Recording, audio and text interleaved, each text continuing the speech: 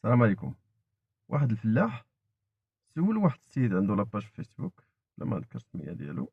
قال له حنا في المرحله ديال الفلوريزون او النواره، كاين اللي تيسمي النواره، كاين اللي تيسمي الطربوش الاحمر، حتى كاين اللي تيسمي البوطو الروز. المهم، جاوبو صراحه. فاش صيفط لي داك الفيديو اللي بارطاجا معاه، فيديو طويل وعلمي ودخل معاه في الرياضيات، في الفيزيك. الفلاح الله يجازيكم بخير اللي بغى يبارطاجي شي معلومه.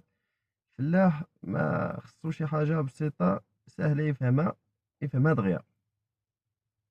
ما تدخلش معاه في هادي الدرة ديالو سالبة، هادي موجبة وما فهم حتى حاجة. والفلاح مسكين خصو اللي يقول سولك على مرحلة ديال الفريزون ولا النوارة شنو. صافي غتقولو عندنا 4 ولا 5 د المواد باش نفيكسيو النوارة ديالنا ونحافظو على لاشوت باش ما تكونش عندنا لاشوت. كاين 4 د المسائل اللي غنقولهم لك دابا. عندك البور، عندك الزنك، عندك الكالسيوم، وعندك الحديد. صافي. غنبداو بالحديد. غادي يدوز كل 4 ايام. هذا كيداز في الكوتا كوت. صافي. وغدوز البور بوحدو ما كيتخلطش. موراه غدوز الزنك 4 ايام بيناتهم. صافي. الكالسيوم فاش غتبدا الحبه تصفى. وعندك الا بغيتي اللون يزيد شويه اللون وتجبد الحبه، كاين واحد جوج برودويات اللي مشكورين في هاد الحاله هادي، اللي هو برومالاه او جيبالين. هادو جوج تستعمل واحد فيهم. برومالاه هو اللي مشكور بزاف. عندك كيفاش خصو يدوز مزيان، زعما الا كانت الامور عندك ميسره، خصك لحقاش غالي هو شي شويه غدوزو 4 المرات. كنتي شويه 3 ماكسيموم جوج، ما خصكش تقل من جوج. لا كنتي غدوزو جوج مرات، غدوز الاولى غدوز الاولى في ديك 20% د النواره، والثانيه حتى 80%، حتى تصفى 80%. هادشي اللي كاين بالنسبه لجوج خلاص.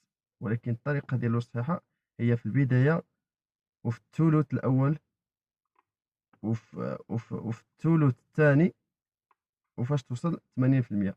يعني كل مرحله كدوز فيها البرومالا او لا جيفالين. هادشي بالنسبه للطريقه. يعني الا بغيتي دوزو بربعه يعني باربعه الخطرات. صافي. بالنسبه غتسولني على الوقايه، كيكون عندنا النمل او البيسرو، وكيكون الطابلور، وكيكون الويديوم والكاربو مباشره مور النواره. نعطيو دابا الجو شي شويه مخربق، كتكون الشتا كتكون الضبابه. الو كي غنديرو عندنا الديتان اولا الكابتان اولا آه، اولا السوفر، يعني الكبريت. صافي. الكبريت معروفه الويديوم، الديتان او الكابتان بزاف هما معروفين الطابلور. هادو واخا تخلطهم الكبريت، هي كنصح ما كنصحش بالتخلاط حيت كل حاجه بوحدها، ولكن نظرا باش ما يجيكش البروغرام بزاف كل نهار تخربق، كل نهار دواء. آه، بالنسبه للسوفر والديطان او الكابتان تخلطهم، ولكن غديرهم بالجرعه اللي كاينه في ديك الشاسيه ديال الدواء. في العلبه ديال الدواء فيه شاسيه قانونيه، هذيك اللي غدوز، ما تزيد ما تنقص. والدوز يكون حال بارد. غتبدا صباح بكري 9 الصباح غتوقف 9 ونص على حساب الجو على حساب المنطقه، وغتبدا في 3 ولا 4 العشيه. المهم يبرد الحال، تكون الدرجه قل من 26، الحراره قل من 26 27. خصهاش تفوت. كان الجو سخون بس وخلصت الريح ما غدوزش فيه. هذا بالنسبه للويديوم والطابلور. بالنسبه للبيسرون ما غيتخلطش، دوز اللي بغيتي، ما دوزش غير شي ماده اللي كتقتل النحل، ما يكونش سام. دائما حاول مباشره من مور الشتاء خصك دوز هاد لي برودوي هادو باش تفادى هاد المشاكل كامله. بالنسبه للبروغرام الكاربو غنبداو فيه، ولكن مازال شي شويه الا بالنسبه للناس اللي بدات كتصفي عندهم الحبه. فاش تكون ورا صفات بانت الحبه، ضروري خصك دوز التريتمون الاولى ديال التريتمون الاولى ديال الكاربو، كاليبسون ولا دوز اللي بغيتي. باش لا ما نديرو اشاره لهذا. واللي راه عندكم النمره ديالي هنا الواتساب، اللي محتاج شي معلومه ولا شي حاجه راه كيصيفط ليا. هادشي اللي كاين. بالنسبه للرتيله غدوزو شي اباميكتين دابا، دوزو زورو. انا غنقول لكم السميه، دوزو زورو. هذا ما كيأثرش على النحل، ما كيأثرش على النوره، وفي نفس الوقت كيقضي الغرض.